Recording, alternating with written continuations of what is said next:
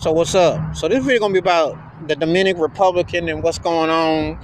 You know, um, the whole thing with David Ortiz, and I was hearing about a black couple that parts were, they were killed and their body parts, and there's all kinds of story that, parts are being used to being sold and a lot of stuff. And it's a third world country, and it's very sad that a place that was a tourist destination and a place that has a reputation for people to coming out of there is really not is being frowned upon as far as people going there because they're just fearing their lives and uncertainty. And it's really a scary time as far as traveling to certain places because if you come from, especially come from America, because of all the rhetoric and racism that come out of Trump's mouth and all that, but some of these places are making themselves not look too presentable on their own accord. And it's very sad to hear about gunplay and people dying and all this stuff under suspect causes, and they're not really being protected. It's like you want to go to some places, but then you're like kind of reluctant because you're hearing about all these shenanigans that are going on where it's life or death.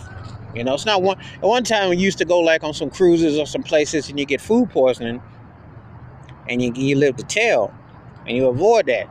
But now you go on some of these places and they're just trying to take you out.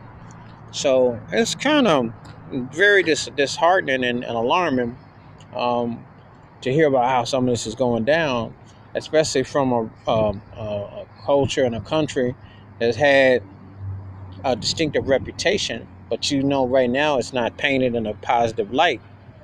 And when you're trying to plan to, go there for a visit and want to have a nice time, you don't want to have to think that I'm going to make out this could be it, really, because somebody is trying to take you out and you want to go and visit. So it's very frightening what's going on. But I think that, there is some resentment.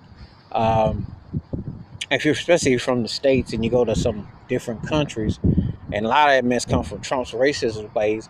But there's just like right now it's escalating. Some people are just really taking it on, but some people just ain't behaving themselves, period. you know.